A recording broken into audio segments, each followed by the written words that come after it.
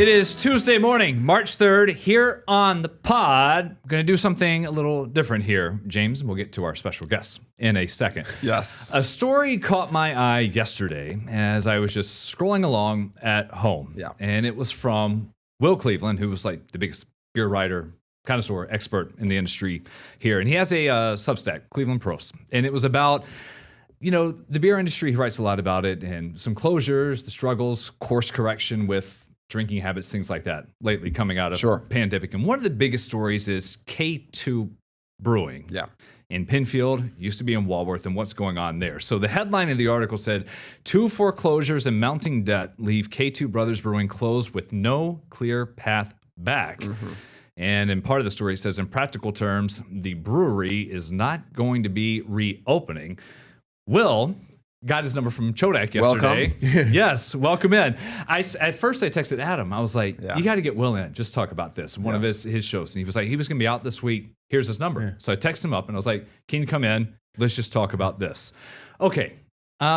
We have 20 minutes or so plenty of time. Beautiful. How did we get to this point with K2? Yeah. So a lot of it is just the natural state of the market. You know, COVID made things really weird. I think that really kind of really sped things along.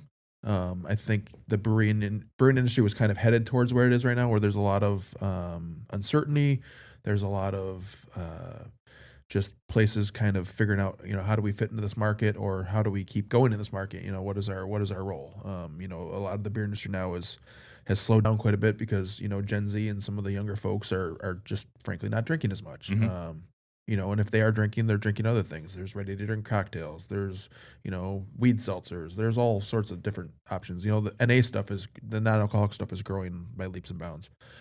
So there's just more options. And, you know, it's kind of part of the natural business cycle. I've read things about, you know, craft beer has been here before. It's kind of like the third iteration we're seeing now of craft beer, where with the 90s and, or actually it started a little earlier than that, and then like the mid to late 90s, and then kind of what Rochester experienced. We were a few years behind, but it really kind of started around 2010 here with Rock Brewing and Three Heads in the city, and then Naked Dove down in Canandaigua were kind of like the second or third wave of craft beer in Rochester, really. So K2 was kind of part of that big wave that we saw when they opened in 2017. And, you know, the Kennedy brothers, Brad and Kyle, found an incredible location in Penfield there on the bay, Empire Boulevard, you know, tons of traffic. I'd argue probably one of the scariest entries and exits of any brewery. In a bad way. Don't turn left coming out. No. Turn right and go up the hill. Go with the traffic, right. exactly. Yeah.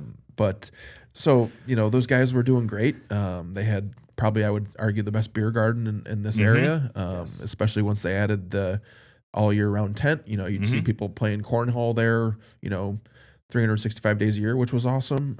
You know, it was just a great place to hang out. It kind of made up for the fact that their tap room itself was so small. But it just felt like a great place to hang out, and, you know, you'd see a lot of families there, and then the food was solid and the beers were always decent. And so like right before the pandemic, they were getting to this point where they were like, okay, they were like, the way the brewery was configured, they had a 7-barrel system. They were just completely maxed out. Like they had like special order tanks that they could fit, that they ordered so they could fit them into like some of the areas of this area in the back behind the tap room. You know, so they would have to order these things that were like a certain height, you know, to fit, like not like the standard heights, just because and then they would, you know, and it was literally maxed out. There was no more space. So they figured if the demand was still strong, they were really pushing hard to open a bigger production facility. And right before the pandemic, like right as the pandemic hit in March 2020, they were like within days of signing a lease for a place in the Gates kind of west side of Rochester over on Buffalo Road that would have been a production facility. I don't know if they would have done a tap room there, but you know, with COVID happening, they were able to not do that, which I think was helpful and you know, kind of added to the longevity of things. But, you know, as the pandemic waned, they were still thinking big, and they bought a school out in Wayne County in Walworth, in the old Free Will Elementary School. You know, a 70,000+ square foot school on 40+ acres, and you know, spent almost $1.5 million on it. and also just got 2 gigantic mortgages to pay for it, both from Canandaigua National Bank, totaling about $4 million. And the K2 school, where they only actually renovated probably about 30% of the space, maybe about a little over 20,000 square feet, I would say, just hit a wall, and they just weren't able to move forward. It was open for 14, 15 months, and I think that really just doomed them, for lack of a better term. And it was just, debts were piling up and across a number of different fronts. There were vendors coming for money. There were state tax warrants. And then I was doing more digging, just because I just will randomly check on court stuff, just as any journalist does, even though I'm not, a full-fledged journalist anymore. But, I was just randomly looking up court records just to keep an eye on things, to see where things are headed. And then mid-January, I saw that the court referees report is out. So the court-appointed referee was the person who came in and figured out what everything was worth and what might need to be paid back, and then what might be the path forward for the business. And ultimately the court referee was like, you guys owe just under $5 million, and we're gonna have to auction off both of these properties. And you got to think each week there's interest on this. Exactly. I mean, Yeah. They would just balloon. And all the while, Empire Boulevard, in this location, I mean, it was people, when you wanted to meet up, yes, there was Three Heads, other place in the city, Ginny Brew House, but this was one like Friday night, years ago. Yeah.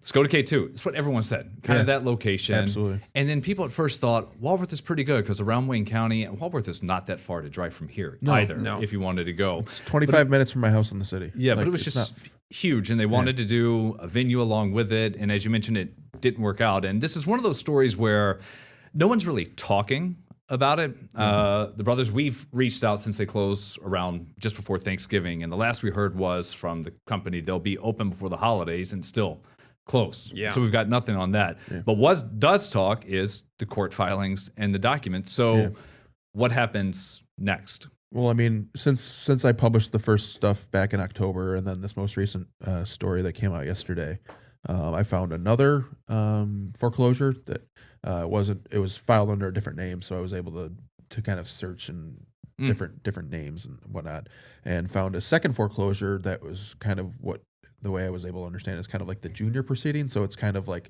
the one that doesn't take precedent. The Canandaigua National Bank will get paid back first, and then if there's any money left, then this other company would get paid back. It's a Webster-based LLC that didn't do a lot of digging to figure out what it actually was, but it's called EIE LLC, Webster.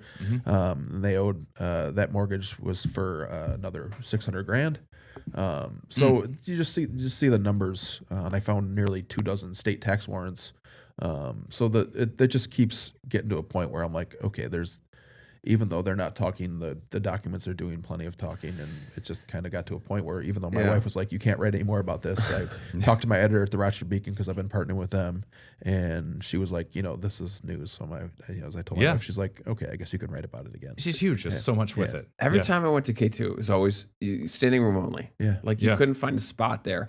And then I never went to the Walworth location, but I saw my buddy who would perform there. It looked like they had a venue. It's an open gym, have weddings and things like that. Literally a gym / cafeteria. Yeah. Talk about that how still easy felt it like would that, be, which was, right? I mean, I wish it would have like changed a little bit more to kind of like make it so you didn't feel like you were sitting in an elementary school gym drinking a beer, which is kind of cool, but also just kind of awkward. A little strange. But but I mean, they had like tons of arcade games there, and like they had plans to just do so much cool stuff. But as one of my smart business owner friends in Rochester has said to me, when you open a business, you want to open at what you actually are going to be. You don't want to you don't want to like have this grand plan that 5-10 years down the road, like you can still think like that, but when you open to the public for the first time, you want to be able to offer everything that you intend to offer, so it gives people a reason to come back. You can't just have a bunch of soft openings, right? Exactly. So I think the problem that K2 ran up against was just maybe there wasn't the demand with the traffic out there, which is weird because it's not like. The way I look at it, Walworth I live in the city. It's 25 minutes from my house. But I spend more time down in Canandaigua and Ontario County, which is like 40-45 minutes from my house. So I don't know if it's like a mental thing or what it is, because it's not far. Yeah. And it's just not a direction I would usually end up going. I got family in Ontario, and they're like, Steph had been here. I didn't make it out to the Walworth one because I was probably babysitting at that point, all of being dads in here. But that was like friends who live out that way. They're like, cool, this is way closer to us that we can drive to versus going to just a bar in Sodas Point or wherever it is, like an actual brewery close by. Right. Macedon has some too. Like it's the same thing. But so I have a question. I feel like I see, Will, from your reporting, it's like every few weeks, it's like, oh, there goes Fifth Frame. Oh, there goes another brewery. Do you see any others like maybe down the pipeline? Like how's Three Heads okay? Like Three Heads I think is fine. Okay. Are there any other ones, Yeah, there's some that I'm kind of tracking. You don't have to leak any. No, I'm not gonna because I don't want to forecast. Yeah, exactly. My wife kind of made fun of me because it's like, the New York Times, every time someone dies, will have, if it's someone, prominent, that they'll have like a obituary that comes out within like 10 minutes. It's ready. Exactly. Like you have them already typed up. So I've already written, I think 3 or 4 brewery obituaries just because there's places I know that are teetering that I expect it'll be coming soon, and hopefully I'm wrong. But it's tough. Like we were talking about, the market's so much different, and a lot of the problems that you're seeing, especially for the places that have been closing, are the places that have just tried to get too big, or have just thought that they could compete like at a statewide level, or try to compete for Wegmans shelf space. And Wegmans is so like they track everything, so they know what's going to sell. They can. You might get like a month to try it. If it doesn't work, they're just going to be like, okay, we don't need this here because there's something else we can put in this exact spot that's going to move quicker. So like Fifth Frame was another one that just ran into legal issues, with evictions and bank issues and owing money to American Express. And so a lot of these ones that have run into issues have just been people that just can't sustain it. But some of them have just been also like places that are just like, okay, we've done this enough. Like you see Trip Hammer out in Fairport that just closed this past weekend. And Scott was just like, the brewery was up for a sale for 2 or 3 years and just couldn't find a buyer. It was a good deal, and someone would have been able to move in to a ready-made space. But he was just like, I've done this long enough. My lease is up. I don't want to do this anymore. So it wasn't that, it's just tough, and you just get to a point where it's like, okay, I've kind of lived this dream for a long enough time. Let me. My kids are old enough or whatever. What could be next? It's hard work, right? I mean, it's not. You're not. No, you don't get into it. It's not just a 9 to 5, right? You don't get into it to make money. Yeah. But I had, maybe it was Dana Three Heads. Someone said to me though, from a brewery perspective, that flat is the new growth. So you see breweries that are just if you stay the same you were as the past year, the past 2 years, whatever, you feel like you're doing pretty good. Do it for the love and break even. Yeah, right. And you do enough to support your family and support your employees, and it's like a restaurant at this point. It really is. And a lot of these places that are doing well, you look at Strange Bird or Swiftwater or even the Jenny Brew House. You look at some of these places, and they're places that families want to hang out because there's good food there and it's a great atmosphere. Sell merch.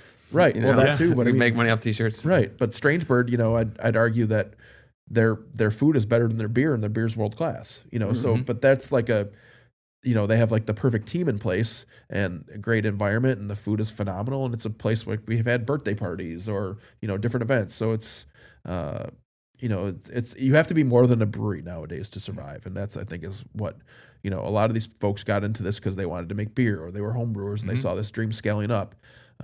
But it's morphed into this thing where, you have to attract people besides just your core beer drinkers. You have to have, different types of options. You have to have maybe even something for the kids to do while the parents, have a big property where kids can run around. Or so it's just so much more difficult than it used to be. And a lot of it is just, the natural business cycle. A lot of it too is just the post-COVID world. That's just so much different. People aren't going out as much. I don't remember, I used to, way before kids, before my wife, you'd be out multiple times a week till like 2 a.m. And now I do that, and I don't do that. But if I were to do that, I would feel like just a zombie the next morning, and I would just be like, yeah, it just doesn't happen. It doesn't work. 2015, 16, 17. Right, exactly. You could just go to a tap room and there were 10 taps and there was nothing else. Maybe they would have pretzels. Yep. And Yeah. that was it. It was a beer and like you a could get dart game, and that was it. Yeah, exactly. And you'd go and you'd try the beer and you'd be like, this is delicious. I might come back tomorrow. Or you'd get a growler or Right. something like that. Right, exactly. And then that was it. That doesn't really, you can't find places No, like that anymore. doesn't really happen. I remember I can't remember where I brought a growler, but they're like, we don't do those anymore. And I was like, okay. And now we're like, do you have turf in the back where kids can play with a ball or Right. something? Right. Because the people who we work with in this building, we talked to some of them who are in their 20s. We're like, what do you do if you're not going out to eat, you're not going out to drink? And a lot of times it's like, we just hang out on the couch or we just sit Come at a over to park. the house, yeah. And like, that was like kind of the next wave. What was the last opening story you did for I a did new one place? last month, earlier in February. There's a new place coming to Shortsville called Wheelworks Brewing that I'm excited about. It's a old building along the Canandaigua Lake outlet. So they're gonna have like 800 feet of property that's going to be up against the water. But it's going to be opened by two gentlemen who are, mid 50s or later 50s, but who have both done successful businesses. One in the hospitality industry, one guy has done logistics, trucking, and it's they're home brewers, but but it's also like they have a foundation where they can support it. And it's coming to an area that might not have that, and it's going to be also a big restaurant with event space. So, like I said, it's just not breweries anymore. It's a whole gamut of a whole litany of different things that you have to be to get to that point. But there's a few openings that I'm tracking. Like there's one coming to Palmyra that looks pretty cool on Main Street called Drumlins. I actually haven't talked to them yet, but they've shared some videos, and some of my friends who do some content have been out there, and so that looks cool. Not really tracking anything in Monroe County right now. It's just kind of it was wild because when I started writing about beer in 2014, it felt like I was doing an opening story like every month. I was reaching down in the Finger Lakes. I was just tracking all these places, and it was like the cool part of my job when I wasn't hanging out at crime scenes or in courtrooms. I was getting I was getting to drive down to the Finger Lakes with a photographer for a day, and hang out on Seneca Lake, or and that just doesn't happen. Speaking of, do you ever do any wine stuff, or is it strictly beer?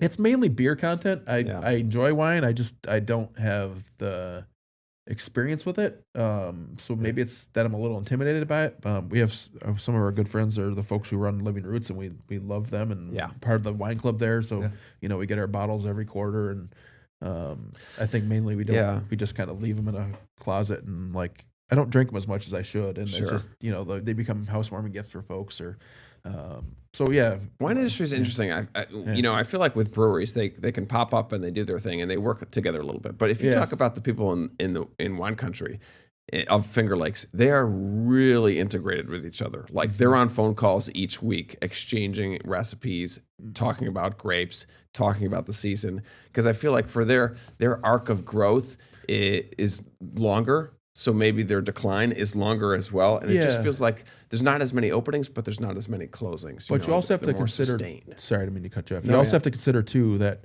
wine kind of had like a 40-year head start on beer and beer in New York. So the Farm Winery Act in the 70s is really what kind of kickstarted all of that.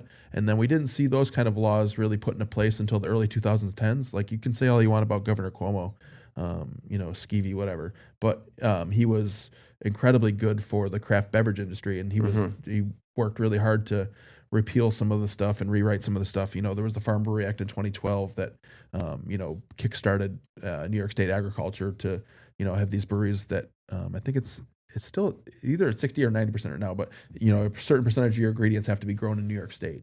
And then they also had the Craft Act in 2014 that made it possible for breweries to sell by the pint in their tap room before they could just give you samples, and that's when that was the growler era. So beer has kind of been trailing wine. The infrastructure's been in place for decades longer. But it's also just a different model, It's not different business model, right? It's so fascinating how it changed. I mean, it went from the state liquor board was like we were opening 9 new breweries a week at one point, statewide, and then it's just like this.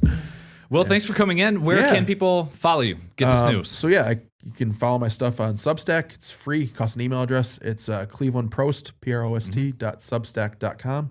And then I've also been partnering with the awesome folks over at the Rochester Beacon, which is a non-for-profit independent journalism outlet in Rochester that just does a lot of cool in-depth stuff. And so my stuff has been co-publishing on there every 2 weeks. And usually every Monday you'll see a new beer column from me on there.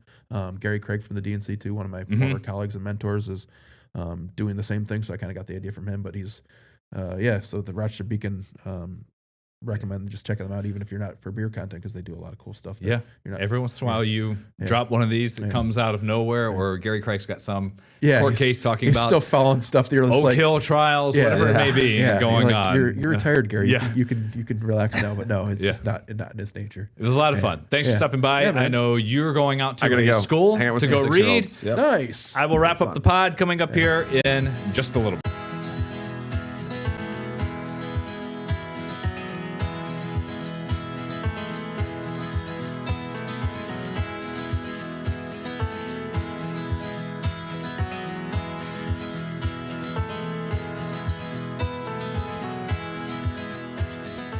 That was a lot of fun with Will Cleveland stopping by and James as well, as he's going out to do his World Reading Day, getting that, speaking to some of the kids. I'm Brennan, back with you solo for the next couple of minutes. A couple of things to share. This story we had on Sunrise, I saw this kind of making the rounds. I just thought it was so good, about a vanity license plate. So it said, pee before we go, which is a good message for any travelers if you're going on a long road trip. It's also what one grandfather here in New York had on his tag before the state DMV decided to pull it. He says the DMV told him in January his custom plate violated state rules and would need to be either destroyed or replaced with some standard plates like everyone else. The DMV calls the plate objectionable. Well, Governor Hochul got wind of the situation and then called the grandfather to intervene. I read about your plight in the news that the DMV took away your hilarious license plate. I loved it. Oh, thank you so much. I appreciate that. Well, I'm going to get it back for you. I think everybody should be reminded to pee before you go. I have kids and grandkids, and I support the effort wholeheartedly. So I think we're going to work on getting that back to you. Oh, it's just wild. So under the state regulations, the DMV does review personalized plates to make sure they don't promote violence or contain offensive language. We put up our poll on What's Up Rock this morning on our Sunrise show. Do you have a personalized plate? Have you ever had one? I had one on my very first car in support of my favorite soccer team, Manchester United. I haven't had one since, and James and Iran did not, and it was about almost 85% saying people just have the standard number, whatever they shoot out of the system, and give that to you. Of course, it's slightly cheaper, and James mentioned his time living in Virginia, how he saw a lot more there, and I think it was just $10 for personalized tags, so that was a little bit of fun. And then going from the cars to the planes, no, wild story here. Tampa International Airport has made the move to ban pajamas, saying in an announcement, enough is enough. The Post reminds us that Tampa had already banned Crocs from its airport, claiming the world's first Crocs-free flying environment is now promising a PJ-free experience, admitting this might be disruptive to some travelers. I just want to know who's going to be policing this or judging you at TSA when you go walking through, but it's something. So no Crocs, no PJs, just keep that in mind for any snowbirds if you're going to be going through Tampa for a little bit. James did step out, but I will talk a little bit about the weather and just in general. We had the big lunar eclipse this morning. Briefly, we started showing it throughout our Sunrise show from 5 o'clock, hoping to get to 6:30, which would have been complete totality. So we saw the shadow of the earth taking over the moon, getting darker and darker. And just as it got to the sliver, it disappeared. And we were waiting for the orange and the red to show up with the sun's rays in color bending around the earth. And it got cloudy on us. So we missed the grand finale there this morning, but we'll try to get you some images coming up on our noon show. The weather here, how about this? The highs for the next couple of days, there are no 30s.